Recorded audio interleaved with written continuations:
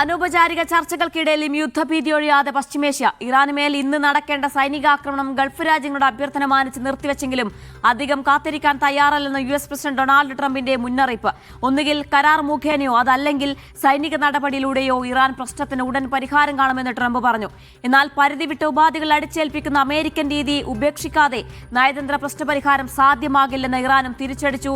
അമേരിക്കയും ഇസ്രായേലും ആക്രമിച്ചാൽ ശക്തമായി ചെറുക്കാൻ സൈന്യം സജ്ജമാണെന്ന് IRGCയും വ്യക്തമാക്കി.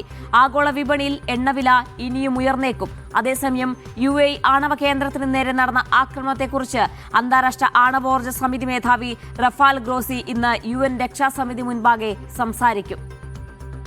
MC നാസർ ചേരുന്നുണ്ട് സമഗ്ര വിശദാംശങ്ങൾ നൽകാനായി. നാസർ, താൽക്കാലികമായുള്ള ഒരു ആശ്വാസം മാത്രമാണിത്. ഇന്നത്തെ ആക്രമണമില്ല, ഗൾഫ് രാജ്യങ്ങളുടെ അഭ്യർത്ഥന മാനിച്ച് എന്ന് പറയുമ്പോൾ ഏത് നിമിഷവും ട്രംപിന്റെ ഭാഗത്ത് നിന്ന് ഒരു തിരിച്ചടി ഉണ്ടാകാനുള്ള ഒരു സാധ്യതയുണ്ട്. അത്തരത്തിലുള്ള ഒരു ഭയം ഇറാനുണ്ട് എന്നാണോ? എന്തൊക്കെയാണ് സംഭവിക്കുന്നത്? ഇന്നലെ രാത്രിയോടുകൂടിയാണ് അമേരിക്കൻ പ്രസിഡന്റ് ട്രംപ് ഇത്തരമൊരു പ്രഖ്യാപനം നടത്തിയിരിക്കുന്നത്. ഇന്ന് നടക്കേണ്ട ഇറാനെതിരായിട്ടുള്ള ആക്രമണം അത് താൻ നിർത്തിവെക്കാൻ പെന്റഗണിനോട് നിർദ്ദേശിച്ചു എന്നാണ്. എപ്പോഴാണ് ഈ തീരുമാനം കൈക്കൊണ്ടത്, ആരോടാണ് ഇത് സംബന്ധിച്ച ഒരു ഔദ്യോഗികമായിട്ടുള്ള വിശദീകരണം ട്രംപ് നടത്തിയത് എന്നത് സംബന്ധിച്ച ചോദ്യങ്ങൾക്കൊന്നും തന്നെ തൃപ്തികരമായിട്ടുള്ള ഒരു ഉത്തരം ലഭ്യമല്ല.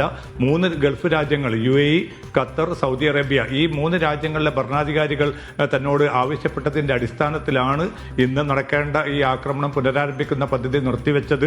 അത് കേവലം താൽക്കാലികം മാത്രമായിരിക്കും എന്നുകൂടി ട്രംപ് രാത്രി പുറത്തിറക്കിയിരിക്കുന്ന വിശദീകരണത്തിൽ വ്യക്തമാക്കുന്നുണ്ട്. പിന്നീട് അദ്ദേഹം പറഞ്ഞുകൊണ്ടിരിക്കുന്ന പ്രതികരണങ്ങളുടെ ആകത്തുക എന്നത് ഏത് സമയം വേണമെങ്കിലും ആക്രമണം പുനരാരംഭിക്കും. കാരണം തനിക്ക് വേണ്ടത് ഏറ്റവും ശക്തമായിട്ടുള്ള ഒരു കരാറാണ്. ആ കരാറിൽ ആണവായുധം ഒരു നിലക്കും അല്ലെങ്കിൽ ആണവ പദ്ധതിയുമായിട്ട് ഇറാൻ ഒരു നിലക്കും മുന്നോട്ട് പോകുന്നതിനെ താൻ പിന്തുണയ്ക്കുന്നില്ല. അപ്പോൾ പൂർണ്ണമായിട്ടും ആണവ പദ്ധതി ഇറാൻ ഉപേക്ഷിക്കുന്ന അക്കാര്യം വ്യവസ്ഥ ചെയ്യുന്ന ഒരു കരാറാണ് താൻ ആഗ്രഹിക്കുന്നത്.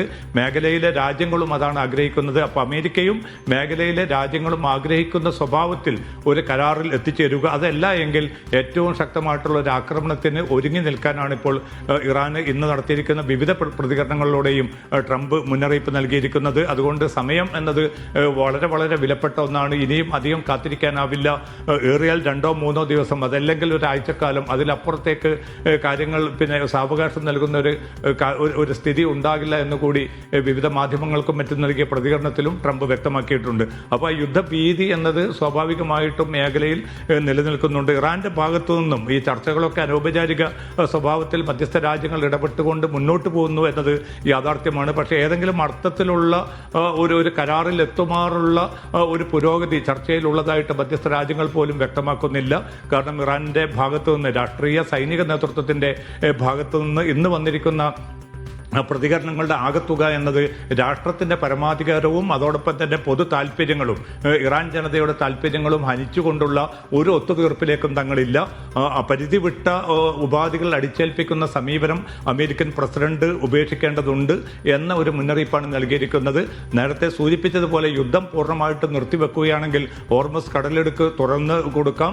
അത് ആദ്യഘട്ടത്തിൽ നടക്കും. പിന്നീട് തുടർ ഘട്ടങ്ങൾ എന്നതിലേക്ക് വേണമെങ്കിൽ ആണവ പദ്ധതി ഉൾപ്പെടെയുള്ള കാര്യങ്ങൾ തുറന്ന സ്വഭാവത്തിൽ നമുക്ക് ചർച്ച ചെയ്യാം എന്നതാണ് ഇപ്പം ഇറാൻ അവസാനമായിട്ട് കൈമാറിയിരിക്കുന്ന 14 പോയിന്റിന്റെ ഭാഗമായിട്ടുള്ള ആ ഒരു വിശദീകരണത്തിൽ നിർദ്ദേശത്തിൽ ഇറാൻ വ്യക്തമാക്കുന്നത്. അല്പം മുമ്പ് ഇറാൻ പാർലമെന്റിന്റെ ദേശീയ സുരക്ഷാ സമിതി മേധാവിയുടെ ഒരു പ്രതികരണം വന്നതിൽ അദ്ദേഹം പ്രതികരിച്ചിരിക്കുന്നത് ശക്തിയുടെ ഒരു ഭാഷ മാത്രമേ അമേരിക്കൻ പ്രസിഡന്റ് ട്രംപിനും ബോധ്യപ്പെടുകയുള്ളൂ. അതുകൊണ്ട് ആ രീതിയിൽ തന്നെ ആയിരിക്കും തങ്ങൾ മുന്നോട്ട് പോവുക എന്നൊരു പരോക്ഷമായിട്ടുള്ള പ്രധാനപ്പെട്ട കാര്യം. ഞങ്ങളുടെ അഭിമാനം പണയം വെച്ചുകൊണ്ടുള്ള ഒരു ചർച്ചയ്ക്കും ഞങ്ങൾ തയ്യാറല്ല എന്ന് ഇറാൻ പറയുകയും ചെയ്യുന്നുണ്ട്.